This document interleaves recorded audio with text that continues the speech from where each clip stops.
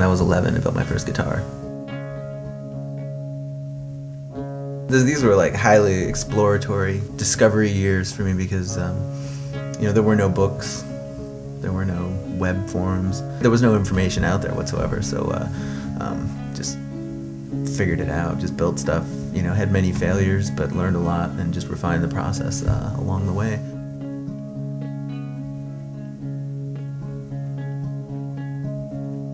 I build solid body acoustics, semi-hollow body acoustics, and regular acoustics, and archtop acoustics. They're all acoustic to me because they all have an acoustic signature, an acoustic voice. And all the little things that I do in the woodworking and in the chambering and the design of it all contribute to its acoustic sound. The process of chambering them is something that it's unique to each instrument, you know, depending on what I want it to do. If like even 1/8 of an inch of depth on all the chambers is going to make a significant impact on the overall tone, and you can go too far or not far enough. Like the minimum amount of chambering could even be like 1/8 of an inch deep, and all that does is removes the contact of the body wood to the soundboard, and that alone will allow it to open up a little bit more.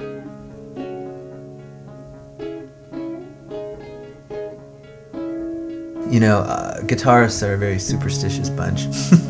They're very traditionally minded, and they feel like there's a whole element of mojo and magic within these older designs. The vast majority of my clients, they are looking for something more individual and personal and set up in a way that they want it to be. They don't want to have to adapt to someone else's configurations. They want to be able to say, you know, I want a guitar like this, and I want the controls like that, and I want the neck to feel like this, because that would be a perfect guitar for me. And that is what I offer people, is full customization. Because custom and customized are two very different things.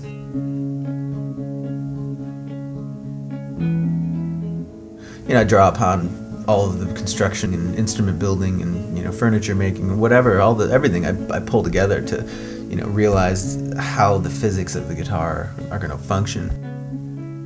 The reality is that wood is a natural organic material. It's very inconsistent, and so everything has to change accordingly. And that's where using flex, touch, tap, and sound and all of that to determine the qualities of the material that you're working with, you can then adjust. Finding that perfect balance usually produces the most optimum tonal results too, and you just can't rush that process.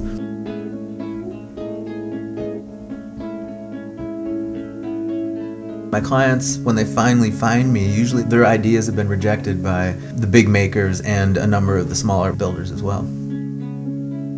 By the time they find me and they're ready for a custom instrument, they've figured out over the years what works and what doesn't work, and they know exactly what they want. And so the discovery phase of a custom project is usually pretty in-depth, but very focused.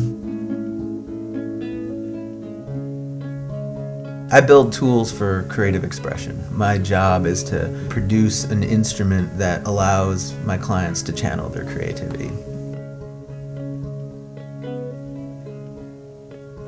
You know, one of my clients actually sent me an email the other day, and he said that I managed to build a guitar that, when he was playing it, disappeared.